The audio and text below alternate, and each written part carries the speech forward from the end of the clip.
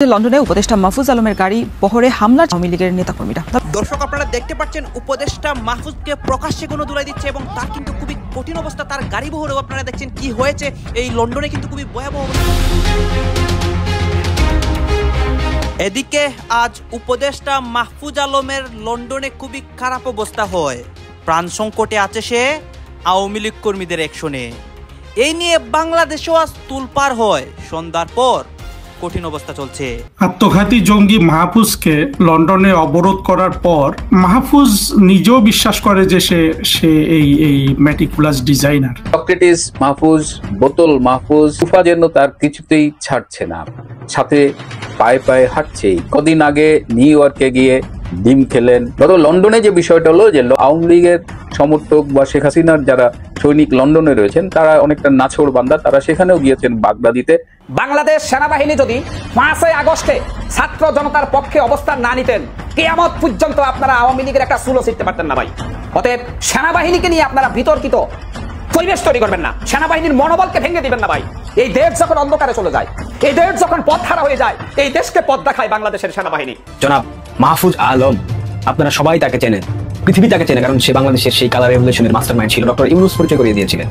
সম্প্রতি আমেরিকা সফরে গিয়েছিল, মনে আছে আপনাদের নিশ্চয়ই। সেখানে লাথি খেয়েছে, থাপড় খেয়েছে কে লন্ডনে। এদিকে যুক্তরাষ্ট্র সফরে মাহফুজ আলমের উপর আওয়ামী লীগের অতর্কিত হামলা, গণধোলায় বিপদে পড়তে যাচ্ছে আওয়ামী লীগ। নিউ ইয়র্কের রাস্তায় একা পেয়ে মাহফুজ আলমের উপর কুকুরের মতো অত্যাচার। হ্যাঁ, খুবই খারাপভাবে অত্যাচার করা হয়েছে উপদেষ্টা মাহফুজ আলমকে লন্ডনের মধ্যে। এই নিয়ে এখন বাংলাদেশের মধ্যেও তুলপার অনেক ঘটনা হচ্ছে, অনেকের প্রতিবাদ করতেছে। দর্শক শ্রোতা, লন্ডনের মধ্যে উপদেষ্টা মাহফুজকে ডিম নিক্ষেপ করা হয়, আওয়ামী লীগ কর্মীরা তার উপর কঠিনভাবে এক প্রকার গণধোলাই দেয়। এখন আমরা কি দেখতে পাচ্ছি? নতুন অনেক ঘটনা।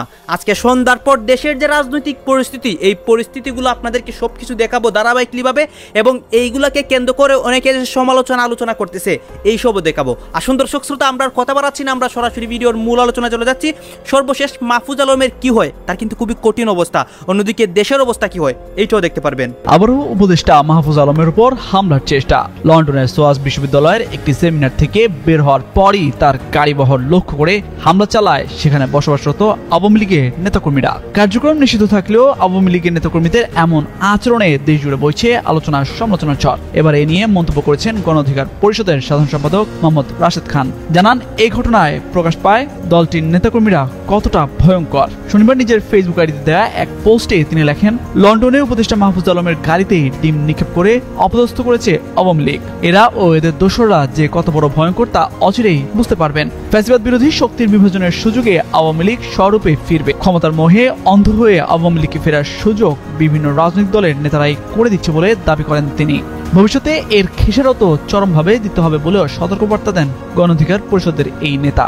এর আগে শুক্রবার সন্ধ্যায় লন্ডনের সোয়াস বিশ্ববিদ্যালয়ে আয়োজিত একটি সেমিনার থেকে বের হয়ে যাওয়ার সময় তথ্য ও সম্প্রচার উপদেষ্টার গাড়ি লক্ষ্য করে হামলার চেষ্টা করে আওয়ামী লীগের নেতাকর্মীরা। প্রত্যক্ষদর্শীরা জানান, বাংলাদেশ হাই কমিশনের একটি কালো রঙের BMW গাড়ি ক্যাম্পাস থেকে বের হওয়ার সময় আওয়ামী লীগের নেতাকর্মীরা গাড়ির সামনে শুয়ে পড়ার চেষ্টা করেন এবং এক পর্যায়ে ডিম নিক্ষেপ করেন। তবে পুলিশ দ্রুত হস্তক্ষেপ করে পরিস্থিতি নিয়ন্ত্রণে আনে এবং সক্রেটিস মাহফুজ, বোতল মাহফুজ, সান্ডা মাহফুজ কিংবা চাঁদাবাজ মাহফুজ যে নামেই তাকে ডাকেন না কেন, কুফা যেন তার কিছুতেই ছাড়ছে না, সাথে পায়ে পায়ে হাঁটছে। কদিন আগে নিউ ইয়র্কে গিয়ে ডিম খেলেন, ব্যাপক বেইজ্জতির মুখে কোনো মতে দৌড়ে সভাস্থলে ঢুকে রক্ষা পেলেন, কিন্তু ভেতরে যেও শান্তি পাননি। ভেতরে গিয়ে আবার বিএনপির তোপের মুখে পড়েছে। বাইরে আওয়ামী লীগ, ভেতরে বিএনপি।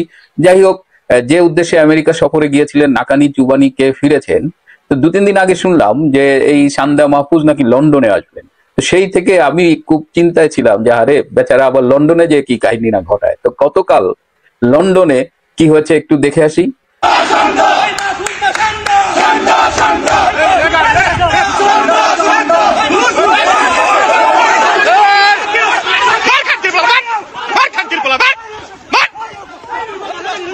ধরো লন্ডনে যে বিষয়টা হলো যে লন্ডনের যে বাংলাদেশি দূতাবাসের কর্মকর্তারা আছেন তারা কিন্তু মাহফুজকে খুব কঠোরভাবে আগলে রেখেছেন বলা যায়। মাহফুজের গায়ে যেন ফুলের টোকাটাও না পড়ে সেই ধরনের নিশ্চিত নিরাপত্তা ব্যবস্থা করেছেন এবং সভাস্থলে যথেষ্ট পুলিশ ছিল, কিন্তু আওয়ামী লীগের সমর্থক বা শেখ হাসিনার যারা সৈনিক লন্ডনে রয়েছেন তারা অনেকটা নাছোড় বান্দা, তারা সেখানেও গিয়েছেন বাগদাদিতে, এবং মাহফুজকে না পেয়ে যেটা হয়েছে, কোনো একজন সেখান থেকে বেরোচ্ছিলেন, তো সেখানে পুলিশও ছিল, এমন লাতিগুতা খাইছে বাইরে ভাই।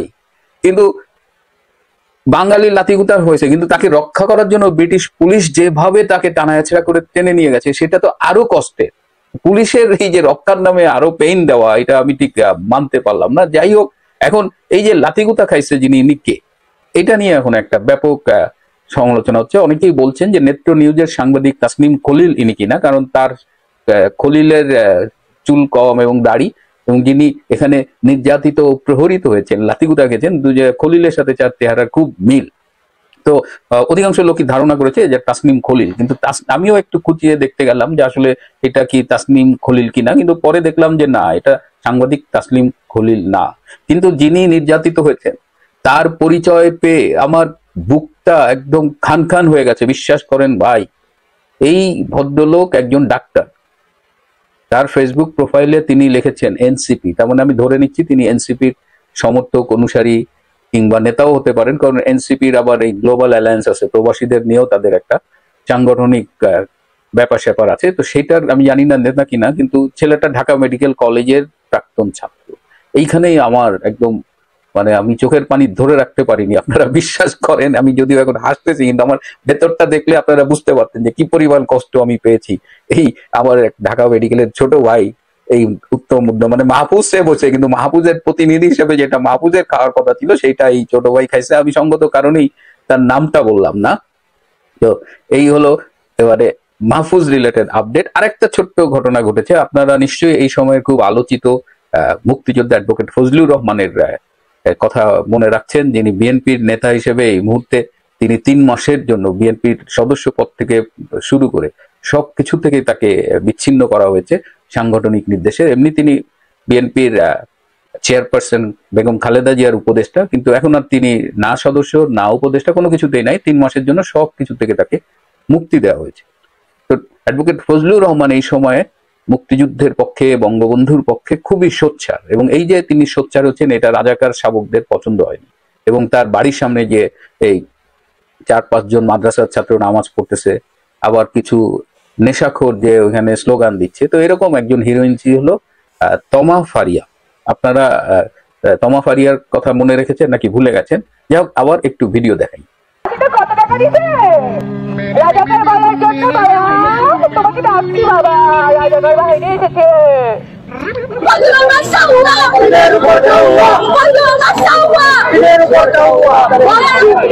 চিনতে পেরেছেন নিশ্চয়ই, এই তমা ফারিয়া গতকাল আরো 2 জন পুরুষ সহযোদ্ধা সহ গ্রেপ্তার হয়েছেন। তমা ফারিয়া হলো বাংলাদেশ গণতান্ত্রিক ছাত্র সংগঠন বাকছাসের কেন্দ্রীয় নেত্রী। তার সাথে বৈষম্য বিরোধী ছাত্র আন্দোলনের এয়ারপোর্ট থানার সদস্য সচিব নোমান রেজা এবং যুগ্ম সদস্য সচিব তানজিল, এই 3 জন উত্তরার এক বাসায় গিয়ে চাঁদাবাজি করে 5,50,000 টাকা নিয়েছিলেন। এবং ডক্টর মোহাম্মদ ইউনূস বজ্র কঠিন সিদ্ধান্তে আছেন, একমাত্র আল্লাহ ছাড়া এই নির্বাচনকে ঠেকানোর মতন ক্ষমতা বাংলাদেশের কোন রাজনৈতিক দলগুলো নেই। ঠিক এমন হার্ড লাইনে ডক্টর ইউনূস চলে গেছেন। কেন? সাম্প্রতিক পরিস্থিতি, দেশের বিভিন্ন ঘটনার প্রেক্ষাপট অথবা রাজনৈতিক দলগুলোর পাল্টাপাল্টি অবস্থান, পিআর, জুলাই সনদ, দেশি বিদেশি চাপ, এনসিপি যেমন ডক্টর মোহাম্মদ ইউনূসরে নানান ধরনের কটূক্তি করছে, বিএনপি এই মুহূর্তে কিছুটা পজিটিভ আছে, অনলাইনে ওনাকে নিয়ে আলোচনা সমালোচনা চলছে, তো সবকিছু মিলাইয়া এই সরকারের যে স্টেবিলিটি সেটা কিছুটা নষ্ট হয়ে গেছে। আর এজ এ রেজাল্ট যত দ্রুত সম্ভব একটা সুষ্ঠু নির্বাচনের মাধ্যমে ক্ষমতা হস্তান্তর করতে চাচ্ছেন ডক্টর ইউনূস। নির্বাচন কবে? বিএনপি বরাবর বলতেছিল, কালকেও দুদুভাই বলতেছিল যে দুদুভাই না দুলুভাই যে 26শে ফেব্রুয়ারির মধ্যে নির্বাচন হয়ে যাবে, কারণ ফেব্রুয়ারি মাস 28 তারিখে। এর মাঝখানে সবাইকে চমক দিয়েছেন প্রধান উপদেষ্টার প্রেস সচিব শফিক ভাই। তিনি বলছেন যে আগামী বছরের মানে 2026-এর 15 ফেব্রুয়ারির মধ্যেই জাতীয় নির্বাচন অনুষ্ঠিত হবে। সম্ভাব্য ডেট হচ্ছে নির্বাচনের 10 থেকে 13 তারিখ। এখন আমি কিভাবে বললাম আসেন আগে শফিক ভাইয়ের বক্তব্যটা শোনাই। তো তিনি বলছেন যে কোনো অবস্থাতেই এই সময়সীমা পেছানো হবে না। গতকালকে মাগুরার শ্রীপুর জেলার নাকুর ইউনিয়নের মাঝাইল এলাকায় তিনি সাংবাদিকদের সামনে এই কথা বলেন। তিনি বলছেন যে ঢাকা বিশ্ববিদ্যালয় কেন্দ্রীয় ছাত্র সংসদ নির্বাচন সহ বিভিন্ন জায়গায় নির্বাচন শান্তিপূর্ণ পরিবেশে অনুষ্ঠিত হয়েছে। একইভাবে জাতীয় নির্বাচনও শান্তিপূর্ণ এবং সুষ্ঠু পরিবেশে সম্পন্ন হবে, এটি সরকারের অঙ্গীকার। মানুষ উৎসবমুখর পরিবেশে কেন্দ্রে এসে যাকে খুশি তাকে ভোট দেবে, নির্বাচন বানচালের কোন রকম সুযোগ থাকবে না। তো তিনি এখানে আসার পরে এখানে একটা প্রোগ্রামে গিয়েছিলেন, সেখানে গিয়ে তিনি বলছেন, তা আমি কিভাবে 10 থেকে 13 কথা বলছি যে কোনো একটা ডেটে নির্বাচন হবে। ডক্টর মোহাম্মদ ইউনূস যখন নির্বাচনের কথা বলছিলেন, তিনি বলছিলেন যে ফেব্রুয়ারির প্রথম অথবা দ্বিতীয় সপ্তাহে, তিনি কিন্তু এইটা মেনশন করছেন। তো দ্বিতীয় সপ্তাহ যদি আমরা ধরি, প্রথম সপ্তাহ তো 7 দিন শেষ, দ্বিতীয় সপ্তাহ মেনশন যেহেতু করছেন, তার মানে দ্বিতীয় সপ্তাহই হবে। এখন দ্বিতীয় সপ্তাহটা 15 তারিখ পর্যন্ত যায়, শফিক ভাই 16 তারিখ বলছেন যে নির্বাচন শেষ হয়ে যাবে, ফলাফল ঘোষণা করতে তো 1-1.5 দিন লাগবে। তার মানে আপনি দেখবেন যে 10 থেকে 13 তারিখের মধ্যে, 13ই ফেব্রুয়ারির মধ্যে আগামী জাতীয় সংসদ নির্বাচন হতে যাচ্ছে। যদিও এখনো নির্বাচনের আগে বেশ কিছু দাবি দেওয়া এনসিপি তাদের জায়গা থেকে বলতেছে, বিএনপি বলতেছে, জামাত ইসলাম বলতেছে, তবে জামাতের বলা আর মাঠের রাজনীতি দুটারই কিন্তু ভিন্ন। এটা প্যারো পলিটিক্স, যে সরকারকে চাপে রাখা। আর ডাকসু নির্বাচনের পরে জামাতের তো স্পিড বলেন, এনার্জেটিক অবস্থান বলেন, অনেক দূর বেড়ে গেছে। আবার বিএনপির মধ্যেও একটু ডিমোরালাইজেশন আসছে। তবে বিএনপি আশাবাদী যে মাঠ পর্যায়ে ডাকসু একটা নির্দিষ্ট গণ্ডির মধ্যে নির্বাচনটা হয়েছে ফাইন, কিন্তু সারা বাংলাদেশে বিএনপির যে জনপ্রিয়তা সেটাকে জামাত টিকাইতে পারবে না, বা সেটার সামনে জামাত টিকতে পারবে না অথবা ঠেকাতে পারবে না। কিন্তু জামাত আবার ভিন্ন রাজনৈতিক কৌশল নিয়ে হাঁটতেছে, লাইক চরমনাই পীর, হেফাজতে ইসলাম, আরো যে দলগুলো আছে তাদেরকে কোথাও না কোথাও একত্রিত করে জামাত যদি নির্বাচনে আসে, আপনি মনে রাখেন নির্বাচনটা হার্ডওয়েতে চলে যাবে। কারণ এই মুহূর্তে বাংলাদেশে বাম বা সুশীলদের যে রাজনীতি, সেটার কিন্তু একটা নেগেটিভ অবস্থান বা ক্রান্তিকাল চলছে। তো সেই ক্ষেত্রে তারেক রহমান সাহেবের বক্তব্যগুলো আপনি যদি প্রতিনিধি স্টেটাস বা তিনি যে বক্তব্য দেন, দেখবেন একটাই কথা, মানুষের মন জয় করো। মানুষের মন জয় করা ছাড়া কোন রকম অ্যাক্টিভিটিস নাই, কোনো সন্ত্রাসী কর্মকাণ্ড, চাঁদাবাজি, ছিনতাই, ঠেকবাজি, জমি দখল, ভুয়া মামলা, মিথ্যে কিচ্ছু করে না বাবা। আমাদের 31 দফা আছে, এগুলো নিয়ে মানুষের কাছে যাও, মানুষকে বুঝাও, ভালো ব্যবহার করো। বাংলাদেশ সেনাবাহিনী যদি 5 আগস্টে ছাত্র জনতার পক্ষে অবস্থান না নিতেন, কিয়ামত পর্যন্ত আপনারা আওয়ামী লীগের একটা চুলো ছিঁড়তে পারতেন না ভাই। অতএব সেনাবাহিনীকে নিয়ে আপনারা বিতর্কিত পরিবেশ তৈরি করবেন না, সেনাবাহিনীর মনোবলকে ভেঙে দিবেন না ভাই। এই দেশ যখন অন্ধকারে চলে যায়, এই দেশ যখন পথ হারা হয়ে যায়, এই দেশকে পথ দেখায় বাংলাদেশের সেনাবাহিনী। এখন আপনারা ওয়াকারুজ্জামান বর্তমান যে সেনাপ্রধান, উনাকে নিয়ে আমি বলি, অনেকে বলেন উনি আওয়ামী লীগের লোক, ওয়াকারুজ্জামান। আরে ভাই, একটা গভর্নমেন্ট ক্ষমতায় থাকলে তো তার লোকে থাকবে, কিন্তু সেনাবাহিনী সেম অফ কমান্ডের বাইরে যায় না। এটা হচ্ছে মূর্খ যারা লোক আছে, ওরা সেনাবাহিনীকে নিয়ে তুচ্ছ তাচ্ছিল্য করতেছে। আমি ধরে নিলাম আপনাদের কথার যুক্তির খাতিরে যে ওয়াকারুজ্জামান আওয়ামী লীগের এজেন্ট বা আওয়ামী লীগের লোক, কিন্তু ওয়াকারুজ্জামান কোরআন শপথ করে সেনাবাহিনীর ওই পদে বসেছে। উনি শেখ হাসিনাকে মায়া করার জন্য বসে নাই। এখন আপনারা ওয়াকারুজ্জামানকে নিয়ে যেভাবে তালবানা শুরু করছেন, আপনারা নিজেরাই তো 111 সৃষ্টি করতে চাচ্ছেন সেনাবাহিনীকে বিতর্কিত করে। সেনাবাহিনী আজকে প্রায় 10 মাস ধরে তারা মনে করেন দেশ সেবায় নিয়োজিত। এদের কাজ কি এটা? সেনাবাহিনী এখন ব্যারাকে ফিরে যাওয়ার সময় হয়েছে। আর কত সেনাবাহিনী যদি এভাবে দীর্ঘদিন এই যে আপনার রাস্তাঘাটে থাকে, তাহলে দেশের নিরাপত্তা, স্বাধীনতা, সার্বভৌমত্বের জন্য একটা হুমকি তৈরি হতে পারে। সেনাবাহিনীকে নিয়ে কেন এত চুলকানি হচ্ছে? ওয়াকারুজ্জামানকে নিয়ে, ওয়াকারুজ্জামান দেশ বিরোধী, ওয়াকারুজ্জামান শেখ হাসিনার লোক, ওয়াকারুজ্জামান ভারতের দালাল, ওয়াকারুজ্জামান শেখ হাসিনার সাথে উনার স্ত্রীর ফোনে কথা বলে। আপনি কি ছিলেন ওইখানে? কেন গুজব ছড়াচ্ছেন ওয়াকারুজ্জামানকে নিয়ে? ওয়াকারুজ্জামান ফেরেশতা আমি বলবো না, কিন্তু উনার উপরে যত একটা অর্পিত দায়িত্ব আছে ওয়াকারুজ্জামানের উপরে, এই দেশকে একটা কক্ষপথে নিয়ে যাওয়া। আত্মঘাতী জঙ্গি মাহফুজকে লন্ডনে অবরোধ করার পর মাহফুজ নিজেও বিশ্বাস করে যে সে এই মেটিকুলাস ডিজাইনার, এবং এই মেটিকুলাস ডিজাইনার বা তার অংশ বা সে এই দলের অংশ। দেখেন এই মেটিকুলাস ডিজাইনটা কি ছিল? এটা ছিল পুলিশ খুন, আওয়ামী লীগের নেতাকর্মীদের খুন, মবের মাধ্যমে খুন, তারপরে আপনার রাষ্ট্রের সম্পদ ধ্বংস করে ফেলা।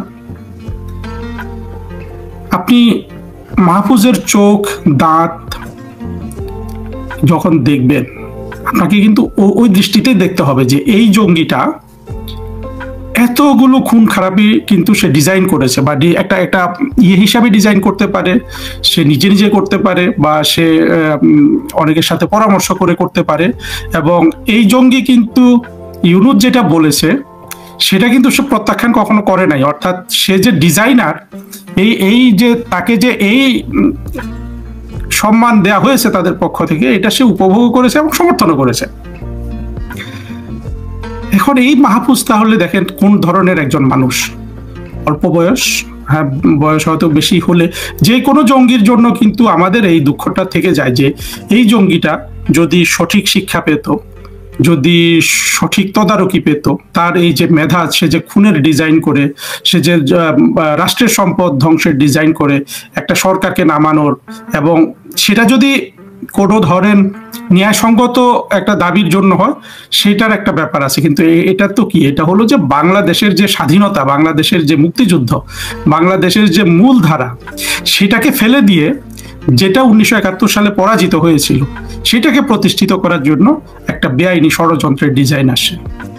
এবং এই ডিজাইনগুলা বাংলাদেশে আমাদের জন্য দেখেন দুইভাবে চলে আসে। একটা হলো যে দর্শক শ্রোতা, আপনারা তো দেখলেন এখানে কি কথা হচ্ছে। অনেকেই কিন্তু অনেক কথা বলতেছে, অনেকে আলোচনা করতেছে, অনেকে সমালোচনা করতেছে দেশের বিভিন্ন অবস্থা এবং পরিস্থিতি নিয়ে। বিশেষ করে এখানে দেশের রাজনৈতিক প্রেক্ষাপট নিয়ে কথা হয়, আরও অনেক বিষয় নিয়ে কথা হয়। গাইজ, এই বিষয়গুলো নিয়ে মানে এখানে যে আপনাদেরকে দেখিয়েছি মাহফুজ আলমের বিষয়, মাহফুজ আলমের উপর যে কঠিন অবস্থা করা হয়, অন্যদিকে দেশের রাজনীতি, এগুলো নিয়ে আপনাদের মন্তব্য কি? অবশ্যই আপনারা আপনাদের মন্তব্যটা আমাদের কমেন্ট বক্সে লিখে যাবেন। আর হ্যাঁ, তখন আপনাদেরকে আমরা যা কিছু দেখিয়েছি সব কিছু আমরা সোশ্যাল মিডিয়া থেকে সংগ্রহ করেছি। এখানে আমাদের নিজস্ব কোনো মন্তব্য নেই বা নিজস্ব কোনো সিদ্ধান্ত নেই। সর্বশেষ আপনাদের কাছে আমাদের একটা রিকোয়েস্ট থাকবে, আপনারা আমাদের চ্যানেলে নতুন দর্শক হয়ে থাকলে চ্যানেলটি সাবস্ক্রাইব করবেন এবং পাশে থাকা বেল বাটনটি বাজাবেন যাতে করে নেক্সট ভিডিওটা সবার আগে আপনাদের কাছে পৌঁছায়। ধন্যবাদ।